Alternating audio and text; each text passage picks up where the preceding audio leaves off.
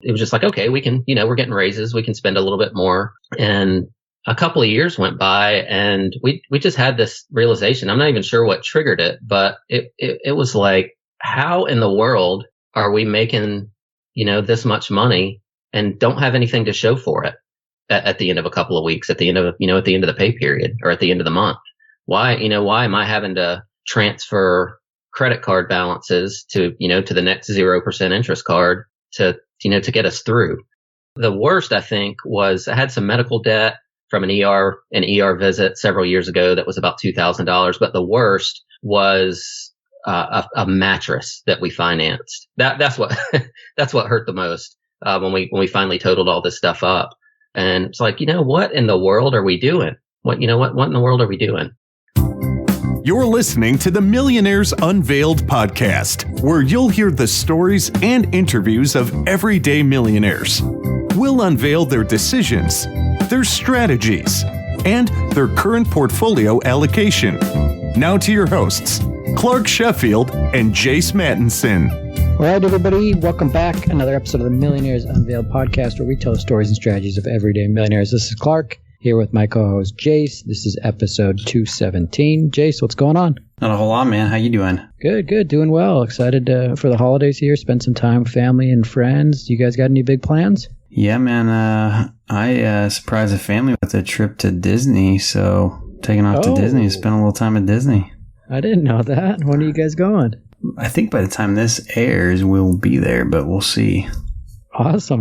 That's pretty fun. I haven't been there in a long time. Yeah, we went last year just for a day, just to see on the way back from the DR, and spent New Year's Eve in Miami, and then did New Year's Day at Disney. And my daughter, she just loved it. My son was a little bit too young at the time, but we had a great time. Went to Magic Kingdom, and so we're gonna kind of do it again, a little Fast and Furious, and see how they do. But my kids are all about Mickey Mouse right now, so we're gonna do it. They don't know we're going yet. They'll find out, but it'll be a little surprise from Santa. Yeah, they get to know when? Christmas morning? No, it'll be a little bit before then, but it'll be good. It's gonna be a surprise for them for sure. They have no idea. I finally broke it to my wife. It was gonna be a surprise for her too, but last week we were hanging out at Kalahari Water Park here in Austin, indoor place, and we had a little time in the evenings. And I was like, I probably should give her a little bit more warning to get things kind of prepped. I don't want to stress her out too much.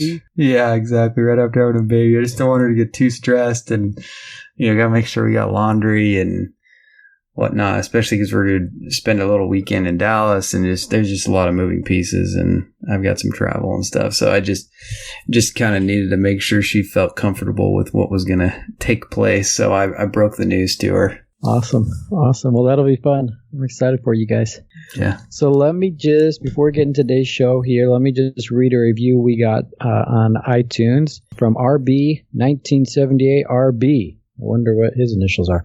There are a lot of FI-related podcasts, and really enjoy this one as it dives into guest stories. Hosts do a good job at keeping the pace moving and following up with informative questions. I really look forward to the shows when they drop on Monday morning. Couple of suggestions: interview more business owners and their journey. So we'd love to get more business owners. Obviously, if we have business owners out there listening, we're trying to get more of those, and drop shows 2 times a week. So we're working on that. So thanks to RB1978 for leaving that review, and anybody who listens, and of course, happy upcoming holidays to everybody. Just as a quick recap from last week, we had Danielle. She's in her early 30s, married, with 4-year-old twins, net worth 1.3. She's a CPA, so we talked about her career in public accounting. Her husband actually stays home full time now with the kids after working in the military. So great interview with her, and thanks to her for coming on the show. This week we have Steven. He's a nurse, married. His wife teaches high school, net worth of just under $600,000, about half of which, or a little bit more than half of which, is in investments across all different accounts, and then obviously some in cash and a few other investments. So fun interview with Steven, and one of those millionaires that we're kind of tracking along the way. So thanks for hanging with us. Thanks for tuning in. And without any further delay, let's get into episode 217 with Steven. Steven, do you want to just give us a little bit about your background and what you're up to now? Yeah, sure. Thanks for having me, guys. So I'm a registered nurse. I've been a nurse for 10 years, more or less. And before that, was a paramedic for about the same amount of time. I'm married to my wonderful wife, Melissa, who is an athletic trainer by trade and now teaches high school. Awesome. And what is your net worth today? Today, it's $575,000. And how is that broken up? So that's comprised of about a $25,000 cash emergency fund. Our investments total about $355,000. That's broken up into several things. My 403b at the hospital is about $134,000. That has both a Roth component and a traditional component in that 134. My wife's 403b, she's got rounded up, it's about $60,000, and that's 100% traditional funds. We've newly started a 457 for her as well. That's about $5,500. My IRA, which is invested with Vanguard, is about $67,000. Her traditional IRA is about $30,000. I have a Roth that we just started, and it's got about $4,400. Her Roth IRA rounds to about $14,000. We've got an HSA that we've been contributing to for the last going on 2 years, and that's got about $15,000 in it. And we've got about $22,000 of 529 funds. Wow, so you got quite the spread. And is all of that invested in equities in the marketplace? Most of it is equities. We've got both of our 403bs have about a 10% fixed income component in bond funds, but the remainder of it is 100% equity, and most of it's low fee, broad based index funds. The majority of it with Vanguard. Awesome. Has it always been allocated much like you just described, or has there been kind of an evolution to get there? Yeah, we've kind of had a bit of an evolution before I really kind of started digging deep into this stuff, when we really started being pack rats for lack of a better term a few years ago. We use some higher fee stuff, especially in our workplace retirement plans. And, before I'd done the research, really just looking at 5 and 10 year returns, and that's got the highest return, so that's what I'm going to go with. And really how it's evolved in the last couple of years is I've realized that fees are super, super, super important, and a potential huge drag on these returns. And that's been the reason towards for the shift towards these low cost index funds. Most of it is Vanguard total stock market funds that have a 0.04% expense ratio. So mostly in cheap stuff now, but it took a while to get there through a lot of self-education. Yeah. Did you start investing right when you started in your professional career, or did it take a little bit of time to kind of get ramped up there? So yeah, yes and no.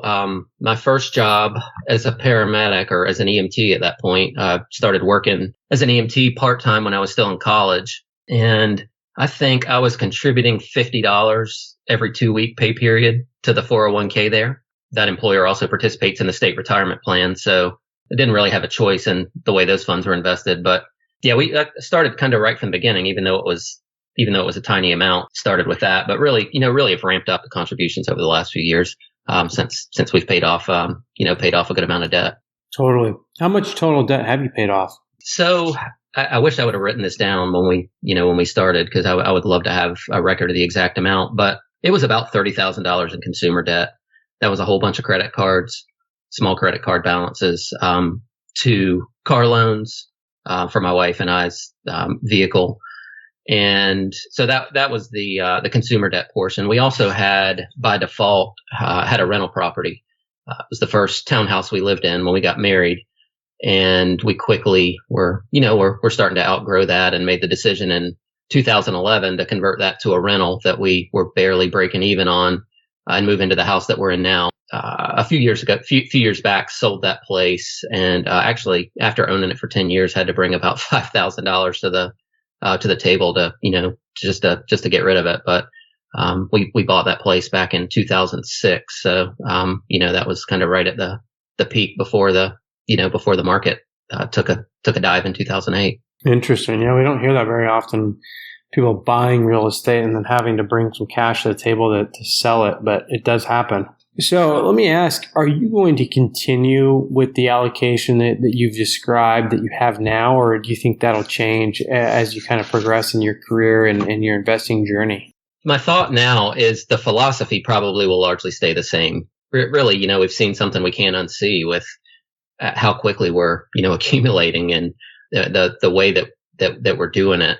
And it's working. So the old saying is if it's not broken, don't really fix it.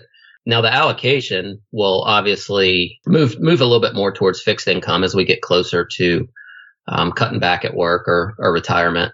But right now we're still going to be high exposure to equity, and until we get closer and closer to the point at which we'll have to start drawing those funds. Yeah, so let me just summarize again, because I know you went through your allocation really quick, and you got a ton of different retirement accounts. So just for our listeners, and correct me if I'm wrong here, Stephen, but I think it's about 350, just shy of 350, right, in retirement accounts. Right. About 170-ish in home equity. Is that right? And then, yep. And then about 40 between your 529 and is it 8, or between your 529 and HSA, right? Yeah, so it would be close to 40. We've got 22 and 529s for our two kids, and about 15 in the HSA. So yeah, close to 40. Okay, 37, 38. 25, 30 in cash or so. That's right, and that ebbs and flows depending on on cash flow. That $25,000 figure combines the emergency fund and the checking account that we flow in and out of for monthly expenses. So yeah. So we know your allocation here, and I think you shared your profession as a nurse, right? Right. So tell us the story of who Stephen is. How did this all start? I mean, you just mentioned to Jay some of this consumer debt, but back it up a little bit here. How did this come to be? Yeah, no problem. So backing it up way back, went to college in 2000, thought I was going to go to medical school. Some bad choices of picking early morning classes first semester kind of knocked that out of the park. So I ended up actually with a business major and a finance minor early on. And like I said, I started working part-time on an ambulance while I was in college, and that became a full-time deal when I graduated, and did that for a couple of years. I've always been interested in personal finance. And I thought, I probably ought to do something with this business degree, with this finance concentration. So I don't think I mentioned this, in the communication that we've had so far. But I actually, got an insurance license and sold insurance and investments for about 6 or 8 months. And man, the cold calling component just made that a deal breaker. I love going out and talking to people. I love sitting down and educating people. But what I had to do to sustain that business, it was just a non-starter. In that business, people do really well and make a lot of money, and I experienced some of that. But so I made the decision to go back to my medical career in emergency medicine, and went back to EMS and went to paramedic school and did that for a couple of years. And then kind of the next logical step to an increase in salary was nursing school. So I went to nursing school in 2009 and 2010 and graduated with an associate's degree in nursing at the end of 2010, and have been in the nursing field, mostly in the emergency room, since early 2011. Talking about the debt component, we just got caught up in the cycle of income and kind of lifestyle inflation. And it was just like, okay, we can, we're getting raises, we can spend a little bit more. And a couple of years went by, and we just had this realization. I'm not even sure what triggered it, but it was like, how in the world are we making, this much money and don't have anything to show for it at the end of a couple of weeks, at the end of the pay period, or at the end of the month? Why am I having to transfer credit card balances to the next 0% interest card to get us through? We, like I said, we had both of our cars financed. We bought pretty much nothing but new vehicles. And so we had car payments. We had, had a lot of credit card debt. The worst, I think, was I had some medical debt from an ER visit several years ago that was about $2,000. But the worst was a mattress that we financed. That's what that's what hurt the most when we finally totaled all this stuff up. And it's like, what in the world are we doing? What in the world are we doing? Fortunately, I like to read, and found Dave Ramsey's book, The Total Money Makeover. What did you, Student, let me just cut you there. Where did you come to that moment of like, what are we doing? You were just about to say it. You came across Dave Ramsey. Yeah. So, came across Dave Ramsey. I'm really not sure exactly what the impetus was, exactly what the jumping off point was. I wish I could think back and, kind of drill down and remember exactly how that happened. But we were basically just sick and tired of, working as hard as we do and not having anything to show for it. So I found this book and I read it and, thought it was just the best thing on earth, and pretty much forced my wife to read it for lack of a better description. And she did. And you know how it is if you've ever had to teach somebody something that they don't want to be taught. We kind of, half-heartedly put his program into place and actually got some of the debt paid off. And, we were doing really well. I can't remember this. This was probably 5 years ago. We were really doing pretty well, kind of half-heartedly doing this program. And we did a big family vacation to Disney World. There were 18 or 19 of us with extended family, and we went down there for almost a week. And it was the first time we'd ever gone on a trip where we'd completely, we planned for it. We'd saved up for it, and we paid for it with cash.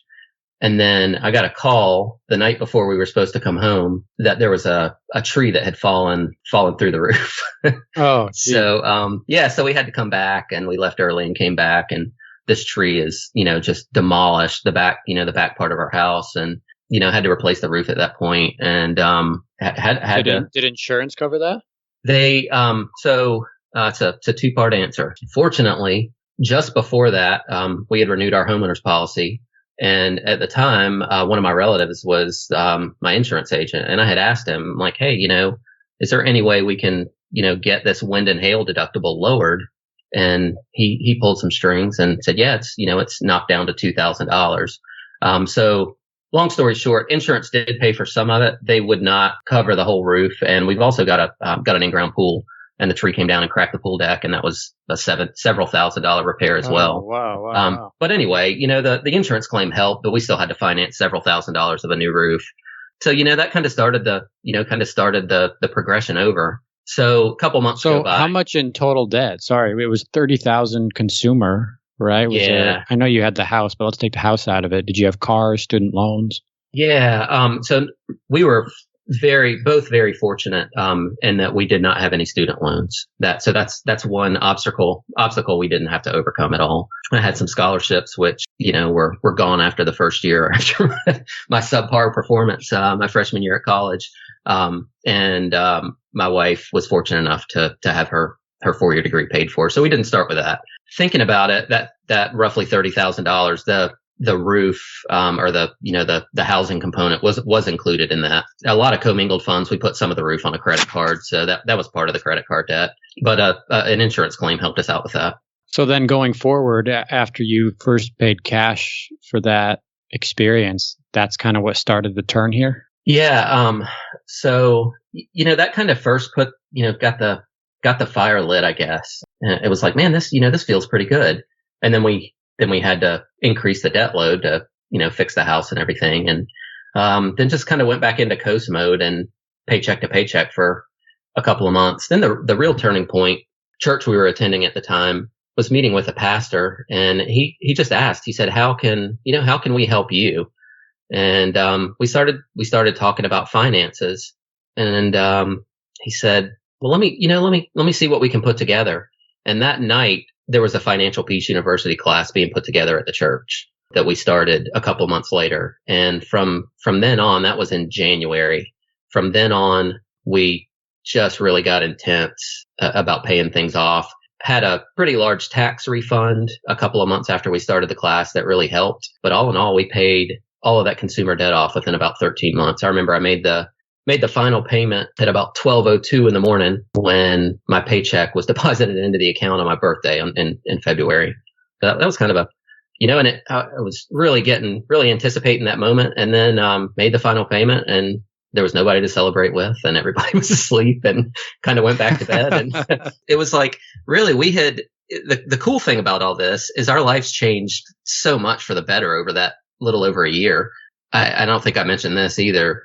But when we really, kind of got intense and made that first budget, kind of had that first budget meeting, we had been putting everything on credit cards. We paid most of them off, but we'd been putting everything on credit cards, all recurring or all expenses, period, except for the mortgage and the car payments went on a credit card. So it was real easy to track spending. And we did about a 3-month analysis back, and we were spending somewhere in the range of $1,200 a month in fast food and dining out.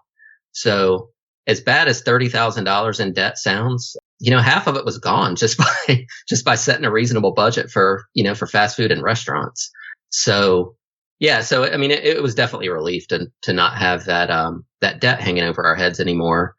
And that was about the time I started, I was like, but now we need to, kind of move to the next phase of this plan and, figure out what we're going to do with our investments.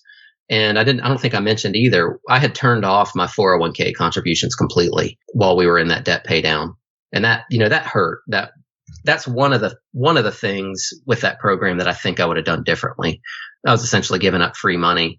And there's a lot to be said for the emotional component over just the math component, but that's one of them that we'd have been a little further ahead, I guess, if we would have kept up our contributions. But at any rate, started to think about what we were going to kind of where our money needed to be going. And in doing that, we, had all these old accounts with former employers. I had a 401k with the county from working on the ambulance, and some state retirement funds that were there and not accruing any interest since I didn't work there anymore. It was part of a pension plan. And she had some old 401k stuff with a previous employer, and sat down with a piece of paper one night and started adding them up. And I was shocked to realize that we were worth almost $100,000 without even doing anything. So, fortunately, I started doing a lot of research, reading a lot of books about investing. I think the first thing I ever read was that really truly helped was the Boglehead's Guide to Investing.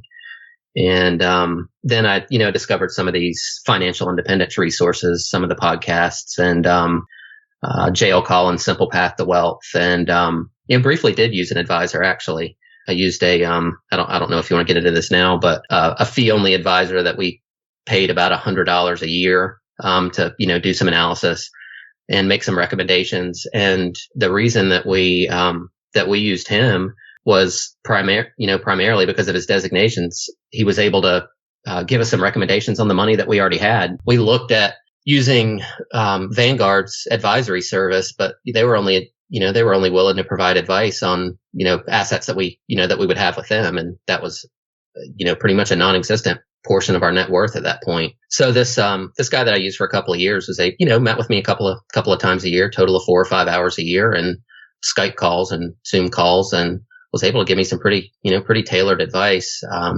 on kind of what to do. And it was pretty common sense stuff with a fiduciary standard in mind. Steve, let me ask, was it pretty hard to give up that $1,200 a month bill for eating out and enjoying those times out? Yeah. So somebody would have come at me with that request, just with no other information in hand. That would have been pretty hard. It just says, hey, you need to stop eating out so much. You could save a lot of money. But because we looked at the details and, kind of looked at the opportunity cost of that money, I mean, that's more than some people bring home a week or every 2 weeks. We realized, I kind of did some calculations and some future value calculations. I'm like, oh my God, we could be worth hundreds of thousands more dollars by retirement age if we would just, kind of set a reasonable budget for dining out. So after that, talking through that and, kind of seeing some of those projections, it was a lot easier to stomach. Yeah, I can imagine. So what were the conversations with your wife like when you started having this realization and this moment that, hey, I think Dave Ramsey calls it the I've had it moment. What did you all discuss? How did this come about, and how did she get on board? How did you all get together to attack this? She's probably a more reasonable spender and a lot more frugal person even before I had figured this out. She just didn't read the book first. So our first few budget meetings after the I've had it moment were not pretty. It was a gut check, a gut wrenching feeling when I finally got the nerve up to total up exactly how much we owed people, including this mattress company, and sit down and discuss it with her. It just was not a good feeling. Fortunately, she's just awesome. She's fantastic, and showed a lot of grace. And there were a lot of things that we that we disagreed on, in the way that I had proposed that we get out of debt and spend money, but we worked it out. We worked it out. Thankfully, like I said, we both kind of came to the realization that we just couldn't keep doing what we were doing, really truly be happy, without a major change. We got married in 2007, and we went through this financial peace course 4 or 5 years ago. So that would be 2015 or 2016. So we went from the point where we met until 2016 without ever really creating a cash flow plan or a budget or a spending plan. I really don't know how financially we survived for so long without having better money conversations. Were those conversations, did you all have them when you were, let's just say dating or early in the marriage, or it really just didn't come about until this I've had it moment? They predominantly came about after that I've had it moment. Before that, it was, I think I had to say this, it was a lot of, I really kind of kept my thumb on the finances. There was no component of hiding anything. That's, it's just what I'd always done though. And I'm not a frugal person by nature, at least not in those days. I was a super tech junkie. Always had the latest phone model. Always had the latest computer. Drove brand new cars. And whenever she needed something, she would just ask, "Hey, do we have $200 to spend?" That's kind of the extent of it. It was a lot of calculations on monthly payments versus the total cost of things back in those days, and that was a huge mistake. Since we started talking and analyzing in terms of total costs and opportunity costs, and kind of had a mindset shift in that direction. Things are just night and day different than shopping for a car based on how much it's going to cost a month. That's a way to financial disaster, and it took us a long time to get to this point. Yeah, I appreciate you sharing that. It's extremely vulnerable to discuss, some of the challenges that people have sometimes in finances or in their household. But I think it's important, especially for those that start out on a foot, maybe like you did, and you're young and still can kind of course correct, if you will, and make some of those adjustments versus maybe doing it in your 40s and 50s or 60s even down the road. So, Stephen, I want to ask, as you've had this moment and you've started developing these plans and you've got the debt paid off, where is the vision for the future for y'all? The vision for the future, I would like to get to a point where we can have pretty much a self-sustaining portfolio. And I don't really have any plans to stop working at a certain point. I've done this a couple times in the different jobs that I've had, and I do know for 100% fact that I'm always a lot happier when I'm doing things or doing things with my job because I want to versus because I have to and because I need a paycheck. So I'd like to get to that point. It would be nice to be able to take off and take a trip or take a couple of months sabbatical, or maybe a semi-early retirement, maybe an early retirement. As far as the numbers, this is why we've made so much progress in the last couple of years, I think, with really expense projection. Our financial independence number, that's what it hinges on, on how much we expect our expenses to be. And I know you've had plenty of folks mention the 4% rule or 25 times your annual income, but that's kind of the guiding principle now, is that we'd like to get to a point where our investments that we're able to draw on are at 25 times our projected annual expenses, so that we can kind of put that rule into practice and have something that's self-sustaining, so that we can work if we want to, but the paycheck doesn't really matter as much. So that's kind of the goal. Yeah. So thanks for sharing. So we talked about the allocation. We talked about the story, where you are, where you want to go. So where are you at now? I know you have a little bit more of a flexible schedule. You guys are saving a significant amount, right? You're currently saving over 50%. Yeah, I think our savings rate last year, and it's pretty much on track this year as well to be close to that, was about 55%.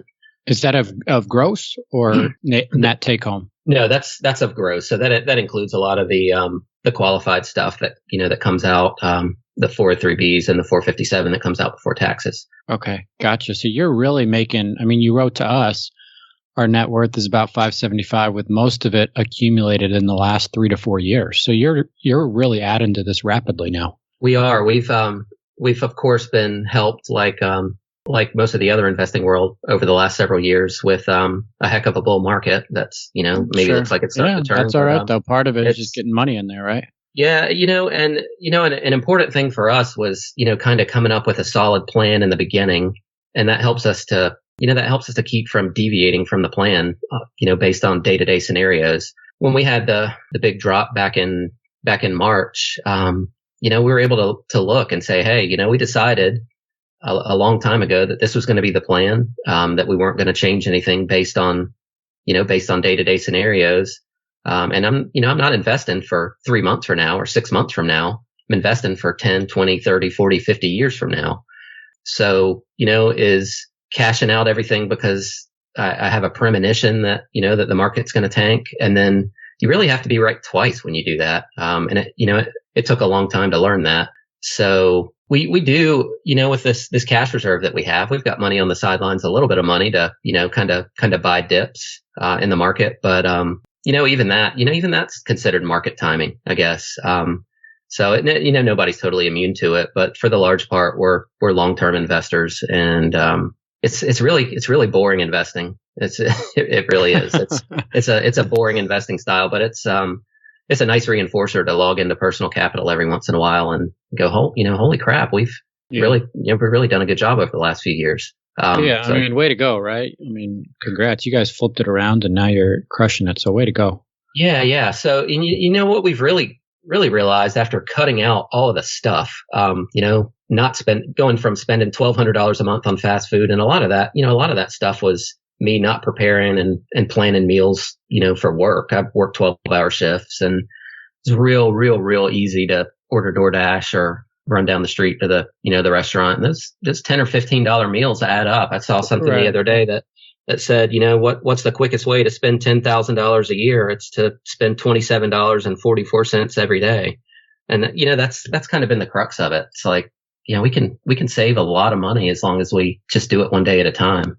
So did your coworkers, were they living the same way, and did they think you were crazy when you stopped, or was there any, not tension, but was there any like difference there in how people spent their money? Because you always hear, at least Dave Ramsey always says, right, you were normal. People that were spending. Was that your perception as well? That's pretty much it. I work with a couple of nurses who are of the same mindset as I am, and pretty frugal people, and are probably worth a heck of a lot of money at this point. The people I have in mind are a good bit older than me, but most of the folks that I work with, like I said, it's not uncommon. Hey, we're going to grab DoorDash. We're putting together an order. What do you want? Walking out in the parking lot and seeing these $30, $40, $50, $60,000 cars that, people obviously don't own, that are bank owned. That's normal. That's the norm. Yeah. Dave Ramsey says, says you're weird people. Right. So let's shift and go back to this flexibility, this work flexibility, and how that's been able to help you both. Yeah, I think it's the best thing in the world. It's a relatively high paying job. Like I said, I've been in the profession for going on 11 years now, with the same company. I work a weekend position. I usually work Friday, Saturday, Sunday, and Monday nights. That's my straight time schedule, and those are 12-hour shifts. And so for every 3 days that I work, I've got 4.5 days off. And we've structured our schedules. Like I said, my wife's a teacher, so she works a Monday through Friday position during the day. I work on the weekends. We've never had to really pay for daycare, which is a huge expense. We don't see a lot of each other, but we've kind of always worked this way. We just make it work. Somebody asked me not too long ago when I was talking about how we've worked opposite schedules for so long. Said, how have you stayed married for over a decade working opposite schedules? And I think my response was something like, how have you stayed married for so long being home together so often? It's just what we know. So, yeah, I mean, it's definitely a non-traditional schedule. The huge advantage though, is I've got a ton of time off. And, at the time of this recording, I've got 11 days, I'm starting an 11-day stretch of vacation time by taking three shifts, by taking 3 days off. So, all these financial independence folks that, that are just, head down, I'm going to work as hard as I can to hit this number and then planning on hitting the eject button. We've realized, that's where I'm not that way. I love what I do. I love helping people, and it's only 3 days a week. And I can take 3 days off and have almost 2 weeks in a row off. I can do that 5 or 6 times a year. So it really is I think the power of shift work is really underutilized in this type of community. Yeah. I'm trying to think of other professions that are like that, right? So unique. Yeah. I heard gosh, I'm trying to remember where I heard, I think it was on the Choose FI podcast. They interviewed someone, and I can't remember what she did. I know air traffic control, they kind of work on shift and get paid a heck of a lot of money. Even their starting salary is mega bucks.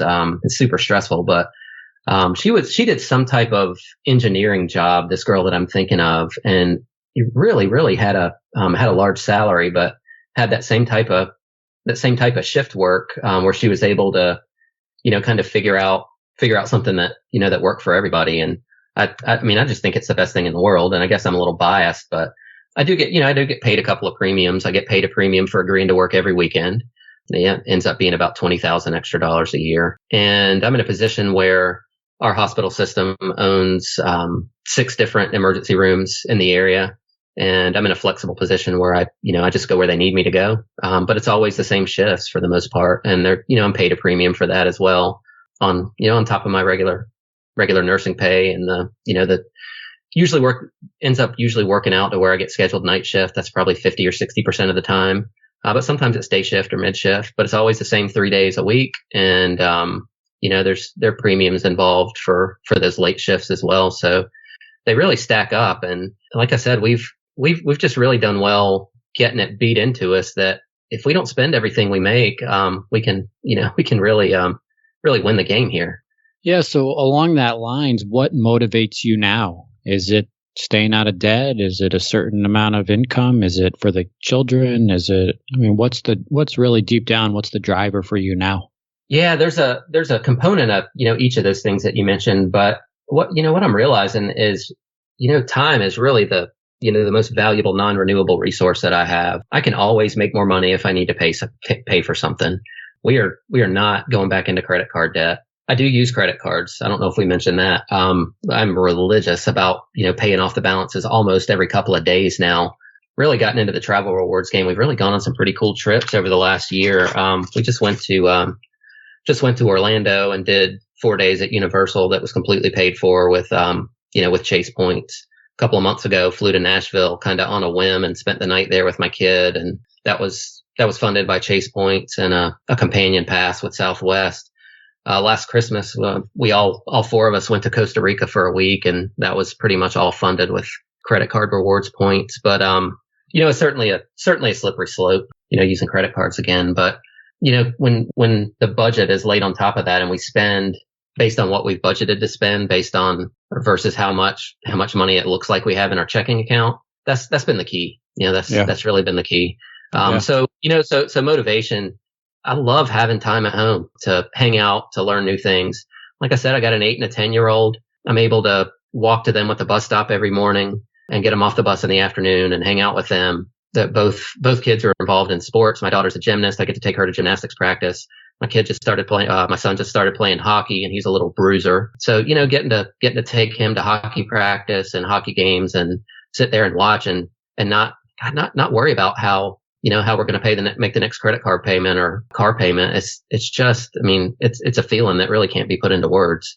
More so than you thought it would be. Absolutely. 100%. Yeah. And it's really tough to describe how we lived on so little of a budget while we were paying down debt. And that, thinking back on it, that was one of the happiest times of my life, because we were being forced to sit at home and develop, cheap and free things to do. And it involved spending a lot of time with family and a lot of board games and a lot of cooking at home. and getting to know each other better rather than, just buying more stuff, spending a lot of money. It forced us to, really kind of look at what's important and what really increased our happiness. Is it hard to keep it that way? Do you find yourself reverting back to spending more or not so much? No, I don't think so. When we make a big purchase, I guess, I guess and that's the other thing. We discuss now any big purchases we're going to make. I don't think I mentioned this either. One of the new cars that I bought in 2011, I just brought home.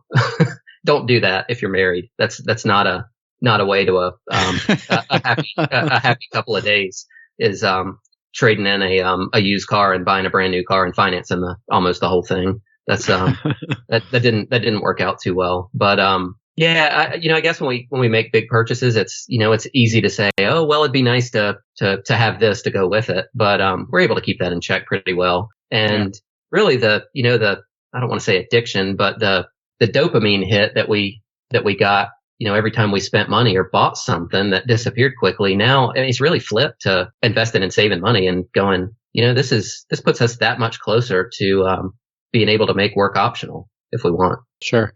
So thanks for sharing that. Let me just wrap up here with a couple of rapid fire questions and then we'll get into some last advice. So if you're comfortable sharing here, how much do you guys spend a year annually? We spend, and that's the one thing that I don't have exact numbers on. So including a mortgage payment, probably $72,000 a year. Okay. And then if you're comfortable sharing, what about income levels? What's been your range of household income? Yeah, range was really little when we started working. No more than $30,000 or $40,000 jobs a piece. So less than 80 a year when we started. And now we'll probably file taxes. At the end of the year, it'll probably be close to 150,000. Awesome. Way to go. I'm just curious, how much does a paramedic make? Not a whole lot of money. Not enough for what they do. Trying to think now, probably $45,000 or $50,000 a year without any overtime. Okay. Do you have a specific financial goal? Yeah, really to just get enough to accumulate enough that we could potentially make working optional if we wanted to. And based on that 4% rule, $1.5 million to $2 million a year would give us everything that we needed for a $60,000 to $80,000 a year spend rate. And that we'll definitely. I didn't mention we refinanced our mortgage a couple of years ago, and we're able to take advantage of a pretty big increase in value and finance away some PMI. So we refinanced from a 30-year mortgage to a 15-year mortgage, and the net increase out of pocket is about $200 because we were able to finance away that $200. Interesting, that's crazy. You drop it to 15, only goes up 200. Yeah. I mean, and that, like I said, that happened because we were able to get rid of it was an FHA loan. So how much was the PMI? Close to $200 a month, I think. It was pretty significant, and we were able to get rid of that. The appraiser showed up, and I said, I know you guys can't take advice, but I really need to see this figure. And he said, you're right, I can't take advice. And the appraisal came in exactly at that dollar figure. It just really, really worked out to our advantage. So at any rate, we plan to have the mortgage out of our lives by, the time we end up pulling whatever trigger we're going to pull, whether that's, whether she stops working completely or we both go part-time or whatever. So we've got about 9.5 years if we don't pay any extra, which we're doing a little bit right now, of the mortgage, and that'll be gone. So future expenses would be $5,000 a month, $60,000 a year. And that would, put us with a 4% rule, calculation, needing to accumulate about 1.5 million. Well, awesome, Stephen. I mean, thanks for coming on. Really amazing story, right? I mean, you guys have really flipped it. So as you look back on this story, we just talked about for about 45 minutes here or so, but what would be your last piece of advice to somebody who's either just starting off or maybe they feel like they're burdened down with debt in a similar situation and they're trying to get out of it? What would be your advice? Pay off the debt as quick as you can if you've got it. Man, these student loans are crazy. Costs of college are crazy right now. And I'm hoping that's going to change as a result of everything that we're going through over the last 6 months or so. Also put as much away as you can and make it automatic. Payroll deductions. That's been huge for us. Being able to kind of set it and forget it. Non-financial, really focus on self-improvement and find some things that actually make you happy. This concept of being able to, enjoy more family time really doing during the prime of our life and our 30s and 40s means a lot. So starting to accumulate as early as possible would have been huge for us. Is huge for us. But man, it's always easy to look back and say, well, what if? But if we just started Sure. saving like we are now 10 or 15 years ago, we'd be in a whole lot better position than we are now.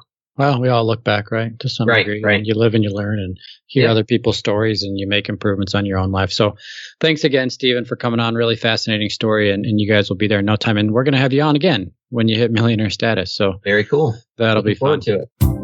Thanks for listening to the Millionaires Unveiled podcast with Clark Sheffield and Chase Mattinson. For more stories, investment opportunities, and information, check out our website at millionairesunveiled.com. See you next time when you'll hear from another everyday millionaire.